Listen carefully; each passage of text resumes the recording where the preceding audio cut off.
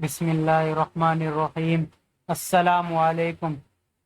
جب حضرت آدم علیہ السلام بے شک سے زمین پر تشریف لائے تو بارگاہ الہی میں عرض کیا کہ خدایا، میں یہاں نہ تو ملائکہ کی تسبیح و تکبیر سن سکتا ہوں اور نہ کوئی عبادت گاہ دیکھتا ہوں، جیسا کہ آسمان میں بیت المعمور دیکھتا تھا جس کے ارد گرد ملائکہ طواف کرتے تھے۔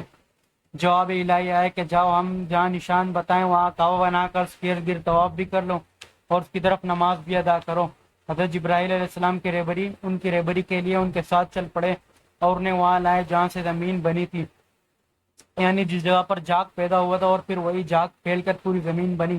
حضرت جبرائیل علیہ السلام نے اپنا تر مار کر ساتویں زمین تک بنیاد ڈال دی، جس کو ملائکہ نے پانچویں زمین کے پتھروں سے بھرا: کوہ لبنان، کوہ طور، کوہ جودی اور حرا اور طور زیتا۔ بنیاد بھر کر نشان کے لیے چاروں طرف کی دیواریں اٹھا دی۔ اس طرف آدم علیہ السلام نماز پڑھتے رہے اور اس کا طواف بھی کرتے رہے۔ طوفان نوح تک کعبہ اسی حالت میں رہا۔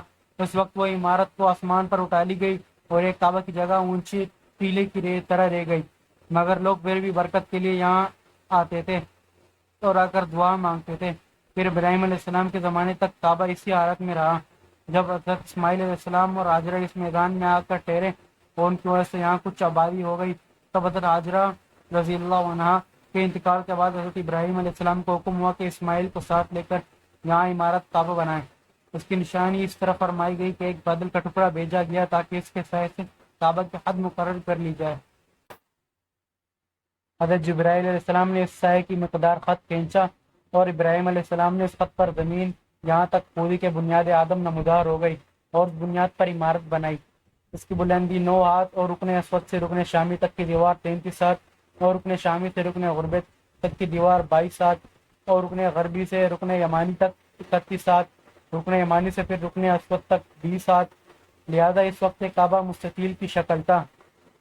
حضرت ابراہیم علیہ السلام نے خانہ کعبہ کے اندر ایک تغارت سا بنایا تھا جو مثل خزانہ کے تھا کہ کعبہ کے لیے جو کچھ نظر تحفے میں آئے اس میں رکھے جائیں گے۔